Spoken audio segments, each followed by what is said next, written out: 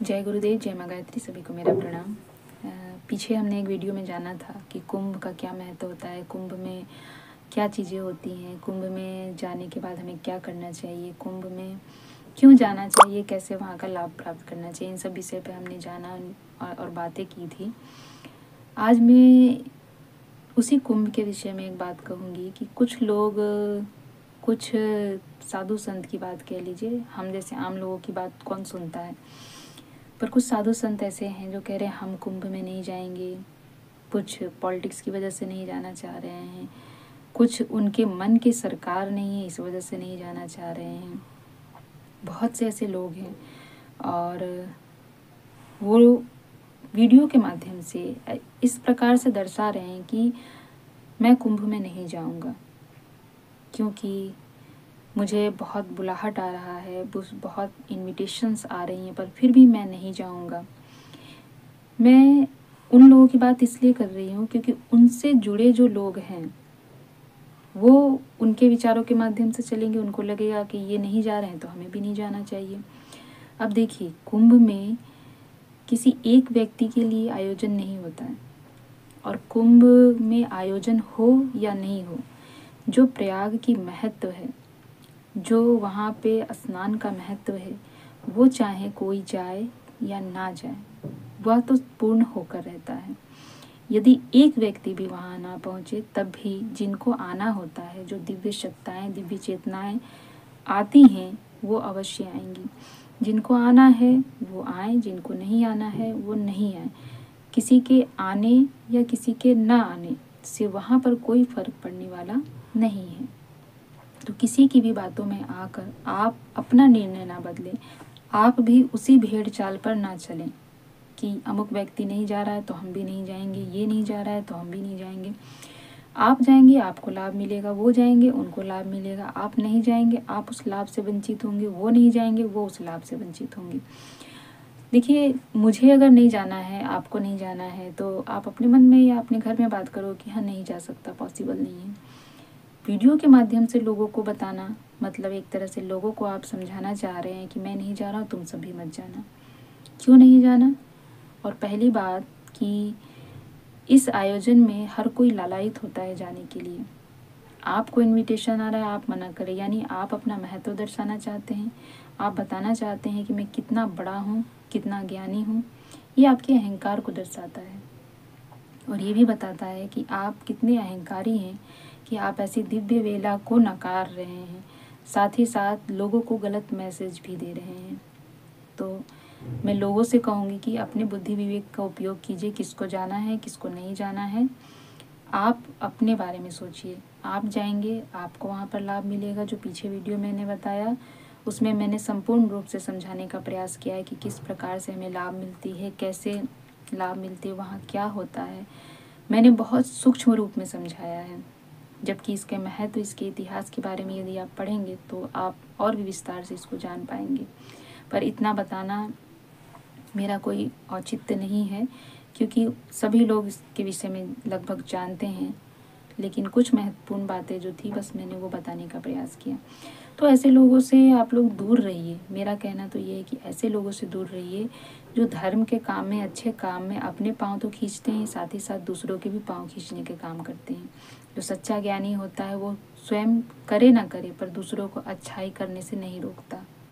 ठीक इसी प्रकार से जब राम मंदिर का निर्माण हुआ था तब भी यही चीज़ें हो रही थी कि हम नहीं जाएंगे। बहुत साधु संत आए भी नहीं कि हम नहीं जाएंगे क्योंकि हमारे मन मुताबिक नहीं हो गया। आपके लिए राम से बढ़कर आपका मन हो गया, राम जी से बड़ा आपके लिए आपका अपना सम्मान हो गया क्योंकि आपसे पूछा नहीं गया, आपके अनुसार काम नहीं हुए तो आपने राम जी को ही छोटा बना दिया। ऐसा नहीं होता है। जो ज्ञानी होता है वह यह सोचता है कि कार्य किसके माध्यम से हुआ, कैसे हुआ, पर वो कार्य पूर्ण हुआ। और पूर्णता थी कि हमारे ईश्वर पधारे, तो हमारा औचित्य, हमारा ये धर्म बनता था कि हमें उनके दर्शन करने चाहिए थे। एक तरफ तो आप सब कहते हैं कि बिना भगवान के एक पत्ता नहीं हिलता। अब राम मंदिर का निर्माण हुआ तो क्या बिना राम जी की मर्जी के हुआ होगा? उनकी स्थापना हुई, तो क्या बिना राम जी की मर्जी के हुई? आप या तो एक तथ्य पे चलिए कि बिना ईश्वर की मर्जी के एक पत्ता नहीं हिलता, या फिर आप ये मंतव्य बना दीजिए कि बिना मनुष्य के सोचे विचारे भगवान का कोई भी मंतव्य नहीं बन सकता, भगवान के कुछ भी नहीं चल सकता। तो फिर आपकी बात समझ आती है। लेकिन यदि आप इस बात को मानते हैं कि बिना ईश्वर की मर्जी के इस संसार का एक पत्ता भी नहीं हिलता, तो उतने बड़े राम मंदिर का निर्माण भी बिना ईश्वर की मर्जी के नहीं हुआ होगा। उनकी स्थापना भी हुई तो बिना ईश्वर की मर्जी के नहीं हुई। अब ईश्वर को किससे क्या कार्य कराना था, वो ईश्वर निर्धारित करता है। ये हम सब जानते हैं, ये आप सभी लोग ही बताते हैं कि ईश्वर को किससे कैसे क्या कराना होता है, वो स्वयं कराता है। जिसके माध्यम से कराना था उन्होंने कराया। खुशी तो इस बात की होनी चाहिए कि हाँ, यह कार्य हुआ, चाहे जिसके भी माध्यम से हुआ। लाखों लोगों ने अपनी जान गंवाई, लाखों लोगों ने इसके लिए बलिदान दिया, इसके लिए आवाज़ उठाई, इसके लिए संघर्ष किया। उसका परिणाम हमें मिला, किसी के भी माध्यम से मिला, कैसे भी मिला, वह मायने नहीं रखता। बस मायने ये रखता है कि वह कार्य संपन्न हुआ, वह कार्य पूर्ण हुआ। आप स्वयं को ईश्वर से ऊंचा रखने की जब बात करते हैं, तब आप में आपका अहंकार दिखता है, तब आप अहंकारी दिखते हैं। और यही बात जो आपसे जुड़े लोग हैं वो भी समझने लगते हैं कि यदि आपने ऐसा कहा है तो वही सही है। ठीक इस समय भी वही हो रहा है। मैं उन सब लोगों से भी कहूँगी कि किसी के भी विचारों पे चलना गलत नहीं है, पर उनके विचारों को आंख बंद करके मान लेना ये गलत हो सकता है। अब आप ही बताइए कि यदि बिना ईश्वर की मर्जी के एक पत्ता नहीं हिलता, तो इतना बड़ा राम मंदिर बना इतने वर्षों के बाद, आखिर यही समय क्यों निर्धारित हुआ, इसी समय पे क्यों बना? क्या ये मनुष्य के हाथ का है? यदि मनुष्य के हाथ में होता तो लाखों लोगों को जान देने की कोई ज़रूरत नहीं थी, इतना संघर्ष करने की आवश्यकता नहीं थी। ईश्वर कब का बना चुके होते, या मनुष्य कब का बना चुका होता? ईश्वर की मर्जी पहले होती, पहले बना चुके होते। लेकिन ईश्वर को उसी दिन, उसी समय, उसी वक्त बनाना था, उसी समय आना था, उसी समय स्थापना होनी थी, तो उन्होंने अपनी मर्जी से वैसी परिस्थिति बनाई, वैसे लोगों को चुना और उस प्रकार से कार्य संपन्न हुआ। ऐसे ही कुंभ में भी आपको कुछ लोग बरगला रहे होंगे कि अमुक नेता की वजह से ऐसे हो गया, अमुक नेता ने ये कर दिया, अमुक नेता ने वो कर दिया। अरे वो गंगा को तो नहीं बदल दी, जो प्रयाग का महत्व है उसको तो नहीं बदल दिए। आप उससे मतलब रखिए ना, वहाँ पे क्या व्यवस्थाएं हैं, कौन आ रहा है कौन नहीं आ रहा, इससे क्या लेना देना।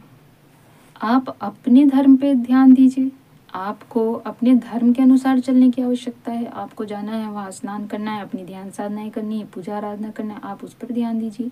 यदि आप सोचेंगे कि संपूर्ण समाज मेरे अनुसार चले तब मैं जाऊंगा, तब मैं करूंगा, तो ये तो संभव नहीं हो सकता है। और ऐसा भी नहीं है कि आप वहाँ नहीं जा रहे, आप सबसे बड़े ज्ञानी और सबसे बड़े महात्मा हैं, बहुत बड़े साधक हैं, और जो लोग वहाँ पर आ रहे हैं वह आपसे कम हैं। जो वहाँ पर आएंगे, जो लोग वहाँ पर आते हैं, चाहे सूक्ष्म रूप से आए चाहे स्थूल रूप से आए, वह सब किसी न किसी मायने में आपसे बड़े साधक भी हो सकते हैं, आपसे बड़े साधक होंगे, दिव्य होंगे, उनके अंदर दिव्यता होगी, शक्तियाँ होगी, तो वैसे लोग भी आएंगे। तो आप अपने आप को इतना महत्वपूर्ण मत स्वयं से मानिए, और लोगों को भी ये मत मानने के लिए मजबूर कीजिए कि आप बहुत महत्वपूर्ण हैं। किसी के आने, किसी के जाने से कोई काम नहीं रुकता। जैसे कि राम मंदिर बनना था, राम जी की स्थापना होनी थी, राम जी को आना था, वो आए, स्थापना हुई, मंदिर बना, चाहे कोई गया चाहे कोई नहीं आया, इससे कोई फर्क नहीं पड़ता, वो कार्य संपन्न हुआ। और लाखों लोग उससे हर्षित भी हुए, खुश भी हुए, और सभी की मन और मस्तिष्क बहुत गदगद हो गए, सभी का मन प्रफुल्लित हुआ। ठीक ऐसे ही कुंभ का भी आयोजन होगा, सभी लोग आएंगे, सभी लोग यहाँ की दिव्यता का लाभ उठाएंगे, और बहुत अच्छे से इस आयोजन को करने में हम सब सरकार की भी मदद करेंगे। हम अपनी तरफ से पूरी कोशिश करेंगे कि हम सब सभी नियमों का पालन करें, और ढंग से हम वहाँ जाएं, ढंग से अपनी पूजा आराधना करें, और बिना किसी भेदभाव के, बिना किसी अहंकार के हम वहाँ पर शामिल हों। आप जैसे ज्ञानी लोगों से भी हमें यही उम्मीद है कि आप भी इस बात को समझेंगे। जो बात आप लोगों को समझाना चाहिए वो हम समझा रहे हैं, ये बातें आप लोगों को हमें समझाना चाहिए। इसके बाद भी यदि आप अपनी रट पे लगे हैं और अपनी ही बातें कर रहे हैं तो आप में अहंकार है। इस अहंकार को कम कीजिए और अपने अहंकार को एक साइड रखते हुए इस समय का लाभ उठा लीजिए, क्योंकि ये समय फिर दोबारा 12 वर्षों के बाद आएगा।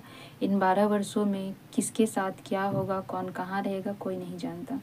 तो ये समय इतनी जल्दी वापस नहीं आता। तो किसने इसका नाम बदल दिया, किसने इसको क्या कह दिया, किसने क्या कर दिया, कौन क्या कर रहा है, इन सबको छोड़कर आप स्वयं भी अपना काम कीजिए और बाकी लोगों को भी अपना काम करने दीजिए। उनको भड़काइए मत, उनको बरगलाइए मत, उनको गलत राय मत दीजिए। अपने अहंकार को एक तरफ रखते हुए इस दिव्य समय का लाभ उठाने की सोचिए। बस यही मैं कहना चाहती थी उन लोगों से जो ऐसे लोगों से जुड़े होते हैं जो हर एक चीज़ में एक कमी निकालते हैं। उन्हें अच्छाई देखनी ही नहीं होती, उन्हें बस देखनी होती है तो कमियां, वो दूसरों की कमी देखते हैं बस। ऐसे लोग कभी भी किसी के कार्य को अच्छा नहीं कह सकते। इसलिए आप अपना सोचिए, अपनी बुद्धि विवेक का उपयोग कीजिए और आपको कैसे इस दिव्य समय का लाभ उठाना है ये आप सोचिए। बल्कि ये ना सोचें कि कौन जा रहा है, नहीं जा रहा है, ये नहीं जा रहा है तो हम भी नहीं जाना चाहिए। नहीं, किसी की वजह से अपने लाभ को दांव पर मत लगाइए। समय का सदुपयोग कीजिए और ऐसे समय के महत्व को समझते हुए उसका सदुपयोग कीजिए।